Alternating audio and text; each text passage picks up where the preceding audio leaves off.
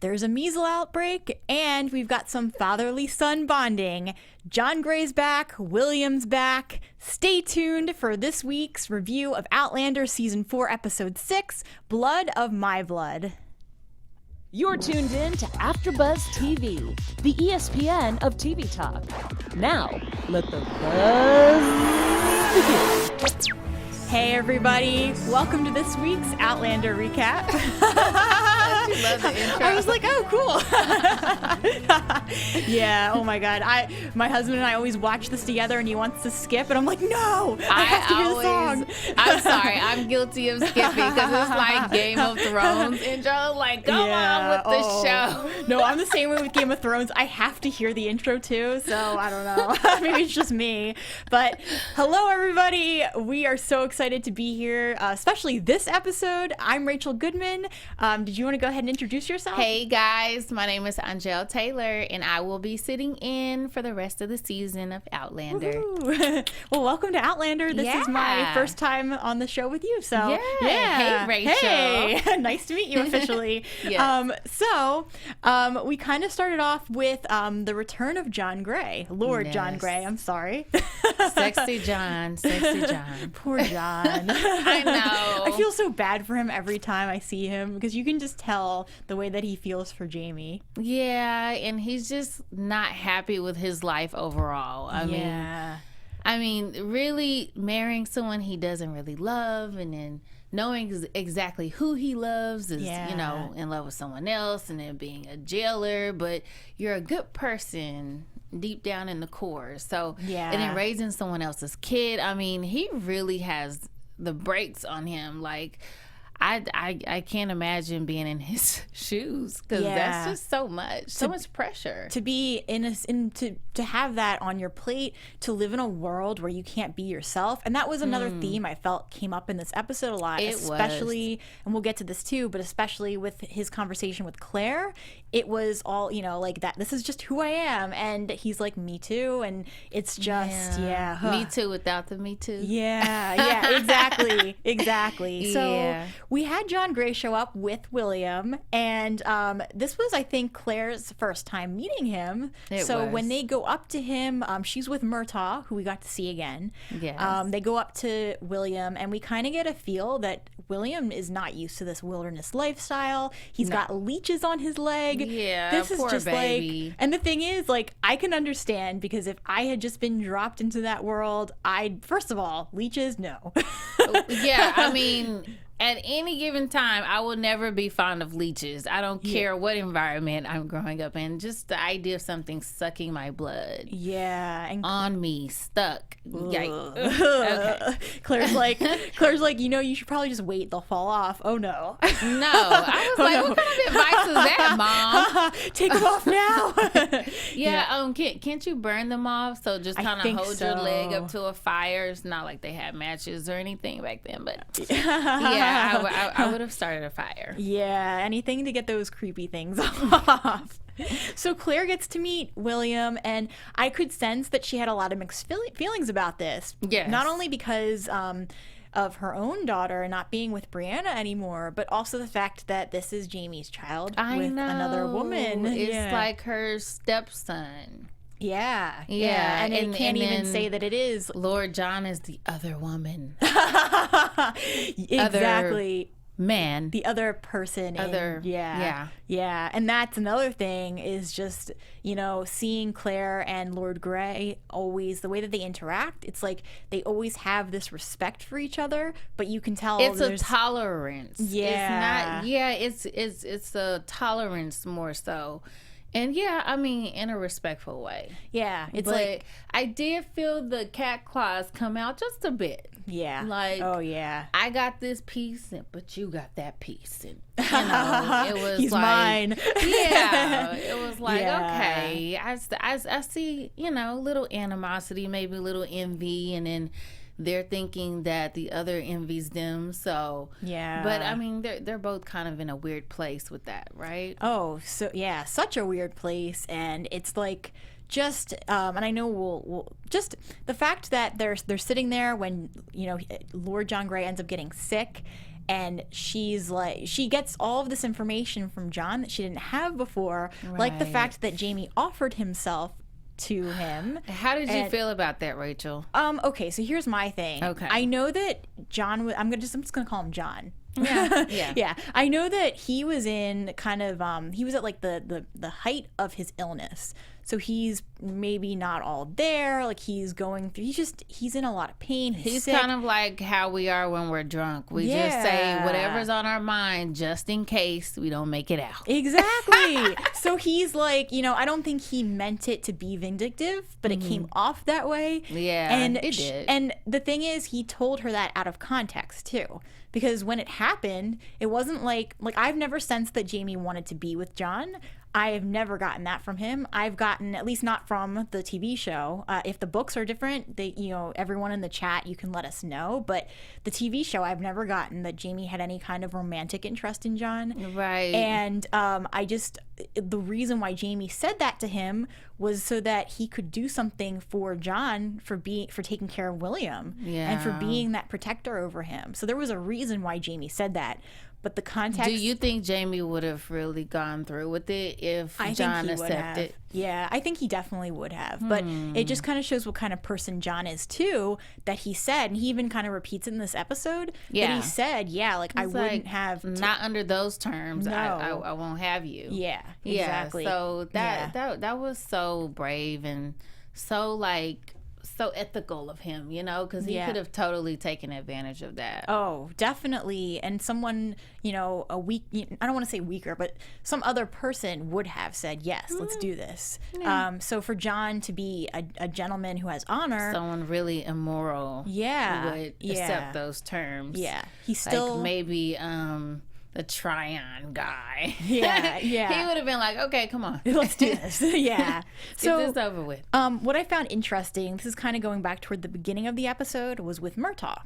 When you can see the rising tensions between him. There was some animosity there. Yeah. And with John, I'm just going to call him John. I feel so weird saying just John. Yeah. But with John, you can just tell, and I think this kind of shows a really good point too, that not all people that were British were actually bad people. They just happen to be on one side of the fence, and they're from a different world. Right. And people like Murtagh are also from a different world. And so Murtagh knows what it's like to have all these tax hikes and to be someone who's trying to make a life in the new world. He's on one end of it, and then John's in a different place. And so to see the tensions rising between them, they're good people, just they have different experiences that give them different perspectives. Absolutely. So that was well said. Yeah. So that's exactly what it is. Yeah. So it's just kind of so how did you feel about that scene in particular? About the scene where John confesses about Jamie offering himself? Oh, well, that too. Yeah. How did you feel about that? The Murtagh scene. Well, the Murtagh scene. We could talk about that first. Murtagh is so full of mystery, and he's so full of shade. If shade was a thing back then, Murtagh is king of shade. So, but he also informs the viewers who we should be looking after. I feel like he does a lot of foreshadowing for us. The way he looks at people and the energy he gives off when he doesn't like someone. Yeah. So when Murtagh doesn't like someone, I don't like them. So that's kind of that's awesome. Who he is for me. He's kind of like the voice of reason, and he's wiser, and he really does have a soft spirit. He's just really just straight to the point. I mean, he's so deliberate in everything he does, and he's just so no bullshit, and that's what I can appreciate about Murtagh versus other characters. Yeah, exactly. And that it's he is such a strong character. He always speaks his mind, but then so does John. So they just have different perspectives, and I just like how they're showing this in Outlander. They're not just I've seen a lot of shows where they'll paint a certain picture of both sides, right? That's like so black and white, and not this area in between where, okay, people are where real they people. have different layers. Yeah, and it's like peeling an onion, and you're uncovering parts of the character. I mean, it's a lot of character development happening as the season continues. Yeah. So I feel like once a character goes out and then comes back in, they're coming back in with like a new cloak. Like I just see so many different things happening. You can pick up different, I don't know, notes within their personality when they are reintroduced into the season. Yeah. Such as Murtagh and such as John. Yeah. So let's kind of jump to the meat of the episode, which is that measles, and we know from this from the last episode too, measles is kind of, there's an outbreak, everything's it's an happening. epidemic. And John goes to leave with William after there is a reunion. When, let's kind of mention this first, when William and Jamie actually see each other for the first time, Jamie isn't sure if William's going to remember him. William plays it off like it's the first time they're meeting.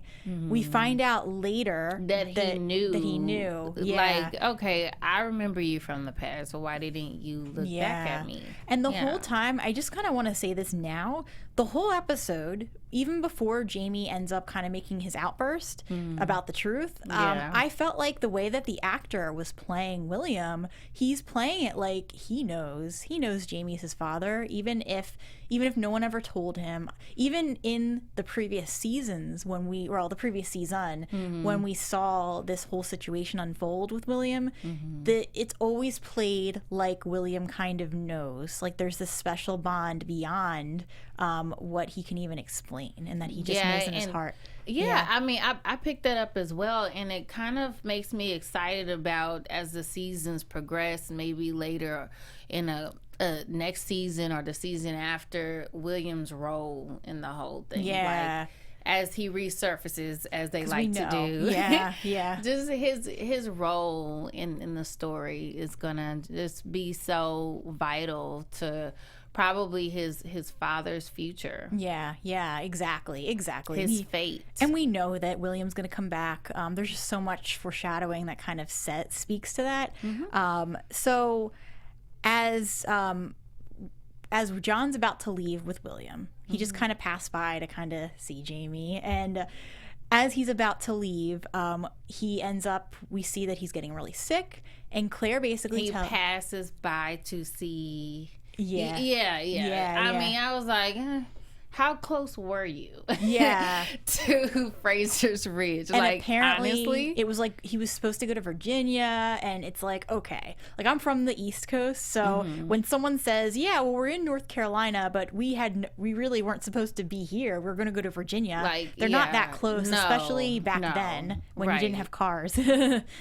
Honestly, I wasn't buying it. No. So it was. We already knew what it was. So, and I think Claire knew the whole time too that he was there, that John was there for, to see Jamie and to kind of, I don't know what John expected, other than maybe he just wanted to. Well, we find out later. He wanted to see if he could feel.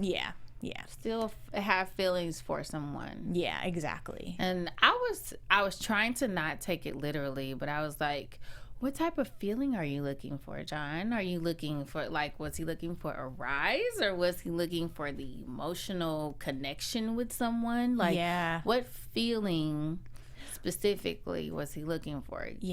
Could he, I don't know, be like, did he really think he was going to connect on that level with Jamie? So, and that's interesting. And I guess we should talk about that now too, and then we'll kind of go back. But with Jamie, like when he was talking about how he felt nothing when Isabel died, and how he wanted to come back here just specifically to see what he would feel if he could actually have feelings.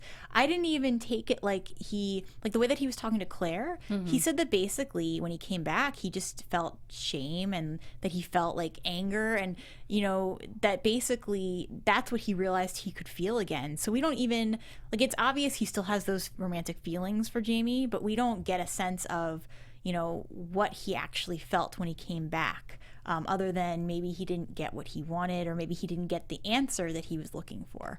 So yeah, because I mean, what could have come of that? He knew about Claire, so yeah, it's like, what are you looking for? Yeah. And well, he did say it's really hard to see you with him. He was talking to Claire. It's really hard to see you with him.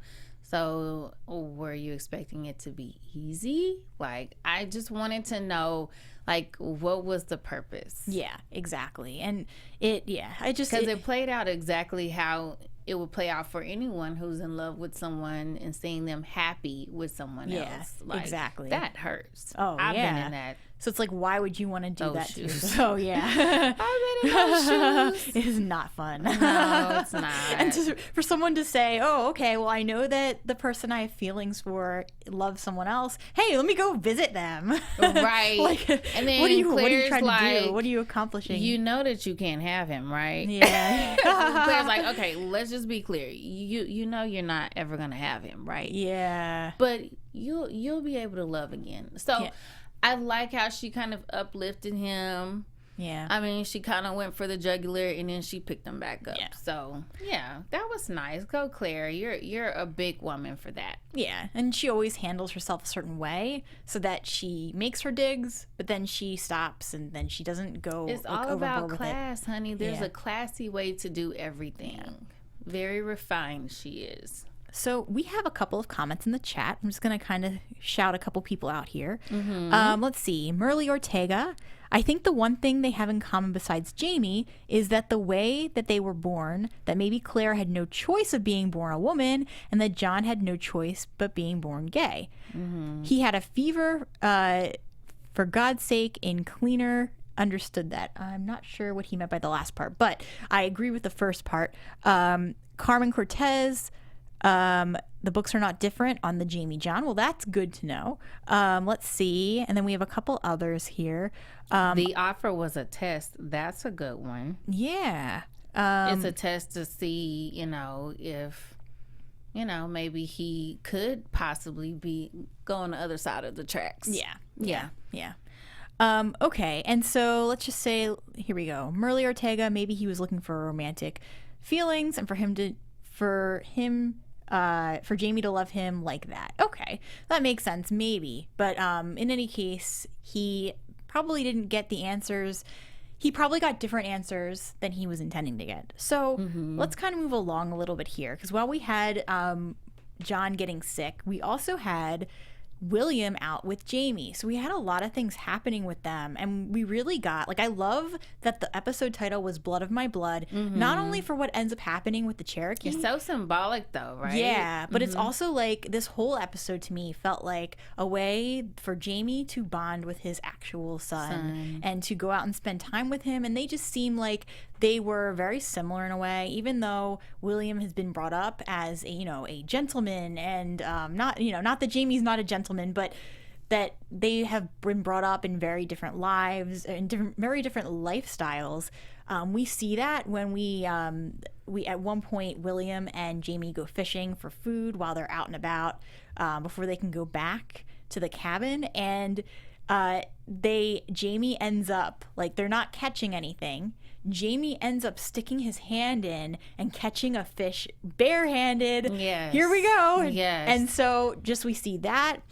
We see the whole situation with the deer, and we just see, like, Jamie had this opportunity to teach William certain lessons that he hadn't gotten the chance to teach him in a while. That will probably serve him for future episodes, like him having that skill set. Like, who knows how to do that? Yeah. And then to also teach him humanity. Like, don't just kill for the sport, but kill to live. Yeah. And don't desire to leave someone, hurting or tortured. Like, torture is not good.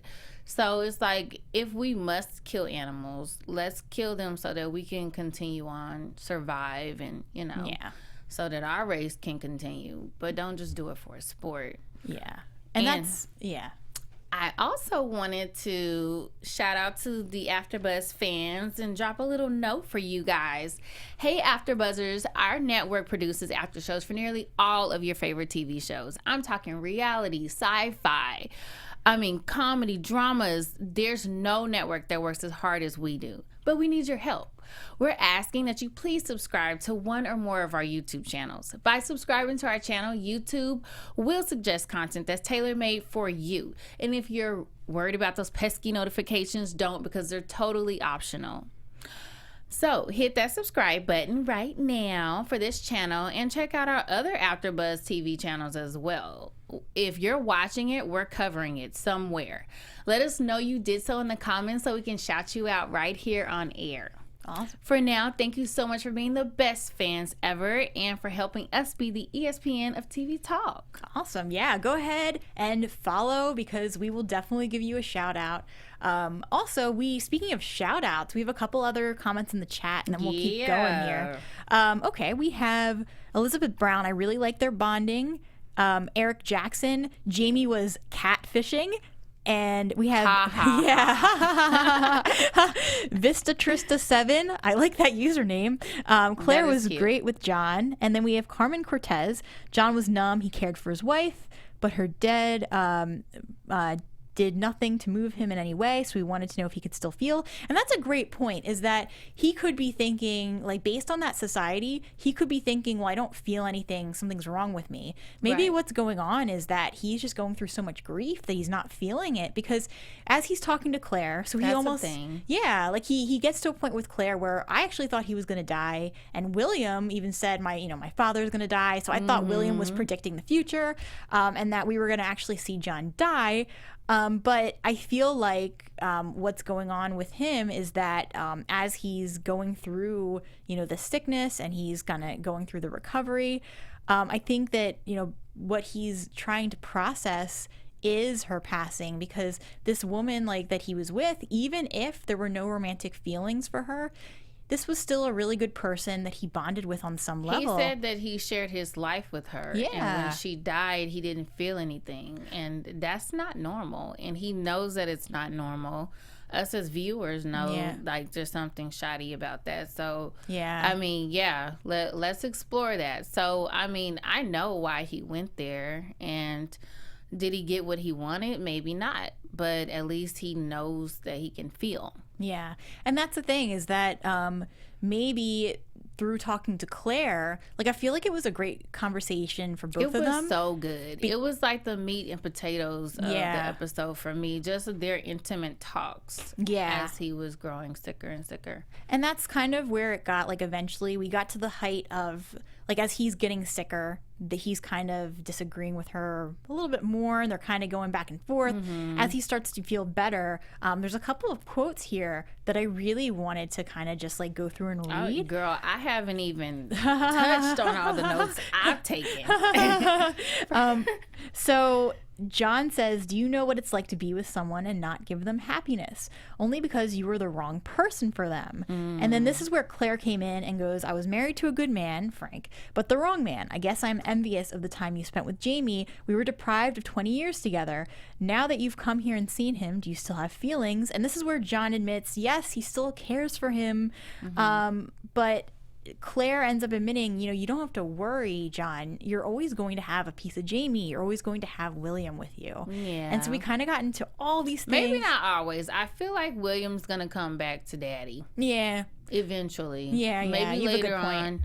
Maybe when he's really in his teens, maybe later on he'll come back to Daddy. Yeah. Because he knows, I think we know he knows that that's his dad. Yeah. His real dad. So that's the feeling I'm getting, the way that the actor's playing it. It could be that he has no idea, but especially, let's get back to the last thing that happens with Jamie and William then, when they're in the woods and then William ends up fishing and he actually catches a fish, but he's at the wrong stream where he shouldn't be, that Jamie warned him. But the Native Americans set that trap. So I was questioning if William actually caught the fish or if he saw the fish in the trap and picked up the spear. That's a good point. Because that's why they were upset. They're like, hey, you messing up our program over here. We have a method in place and you can, you're not just going to steal from our resources. And just the whole setup was how they live. So,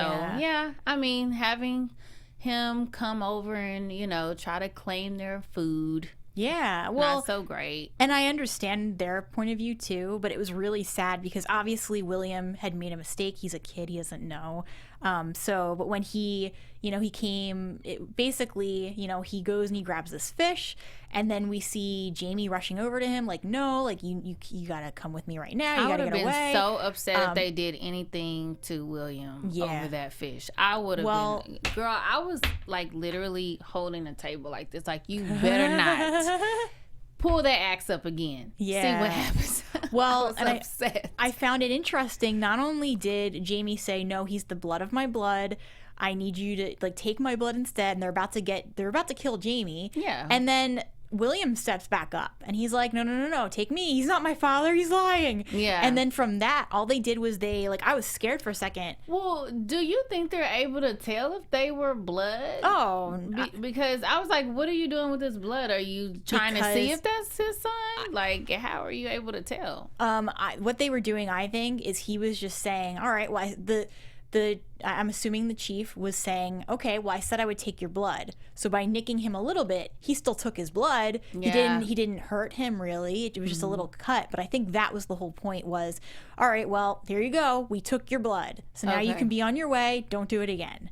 That's why, like, I can't be mad at the Native Americans at all because, like, I'm glad whoever wrote it did not villainize them. Like, still gave them humanity and respect and honor and just the way that they do things is very honorable. Yeah because back then they can take your head off without blinking. And Jamie even tells William, the reason why they're letting you go is because you stood up, child, and you were brave. Yeah, that he actually, that what he did was honorable, trying to save Jamie, even after Jamie tried to save him. Yeah. So and I'm glad that it ended up that way. It was just, a good way to settle it without actually hurting anyone. And hey, Jamie and William were on their way. And we need to get into this vocabulary word that Master William taught us. This word is called lout. L-O-U-T. I had to Google it because I'm like, okay, put me on game to this vocabulary word. So the definition of lout, when he says you are a lout, he was upset that William made him come with him after he wanted to stay there with his sick dad.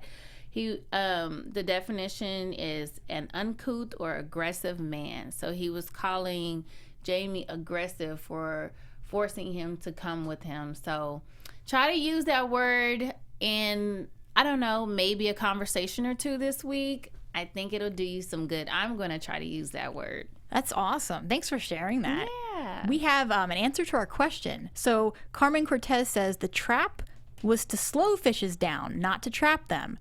So he got that fish himself. Oh, yeah. Thank you for letting us know that. And then, we see William. This is kind of like the last part of the episode. We see William riding away. Mm-hmm. And as a callback, because at one point, William asks Jamie, well, why didn't you look back at me? And Jamie admits that the reason he didn't look back was because he thought, oh, I'll never see him again. I don't want to give him false hope. Makes it too hard. Yeah. So they eventually, Jamie and William come back. John's okay. When they leave, at the very end, William looks back. Yeah. And so that's why I know we're going to see him again. That was a moment for all of us. Yeah. Like, I felt my eyes getting watery. Like, yeah. I don't know. Because I have kids. So just imagine that, Yeah. Not being able to raise your own child, or if your child knows that you're the biological parent. Yeah. And not being able to really live freely in that truth. That's hard. Well, and the thing for Jamie is he didn't get to raise either of his children. I know. Yeah. What is that about? Yeah. So he's had it bad. Like, he's had it double, like a double whammy. It's a boy and a girl. You don't get either of those experiences. Yeah. That's really hard. Because even Brianna, so we have William, who will probably always call John his father, even if he one day knows the real truth. Yeah.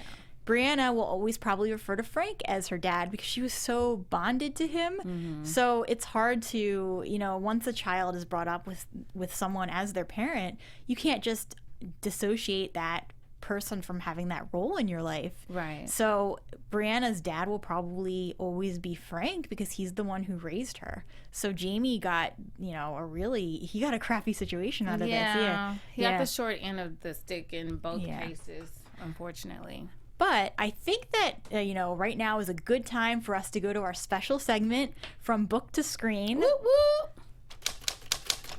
I like that sound. With our right? typewriter. Yeah. And then our So, okay. So the first thing I want to say, and this actually came from the special segment at the end, they were talking about this. The ring, and we didn't touch on this, so we'll touch on it now. The ring that they gave, that Jamie gives Claire at the very end, the ring that says, "Give me 1,000 kisses," in the book, this was actually the ring that happens originally. That is given to Claire originally.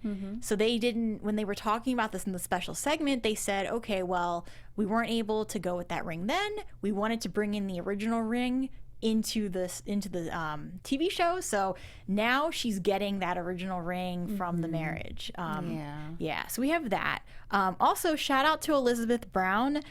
She's mentioning that they flipped the events of last week and this week. In the book, Gray comes first, then the events with the Muellers. So, wow. Yeah, and that makes sense too. That makes complete sense. Why do you think they did that? So my thought would be maybe it was easier to kind of show, I mean, I don't know, maybe I'm wrong here, but maybe it was easier to show the measles were coming by introducing the Muellers first in a show. But yes. yeah, maybe. I don't know. That could be just a random theory that doesn't make sense. But that's kind of the first thing that popped into my head. I like it. I'll buy it. Yeah, well, the other thing is that Elizabeth Brown says, I was kind of sad that they didn't do the whole snake in the privy scene. So I don't know exactly what that scene was, but apparently, do you remember when William was going out to use the bathroom? And first of all, as he's walking out, he's like, but wait, isn't someone going to just get our chamber pots? I know, then, so privileged. Yeah, I love that. Yeah, I love that. Yeah, but as he's walking out, what I'm guessing happened based on that is that there was a snake in the bathroom that someone had to deal with, and I'm guessing it was William.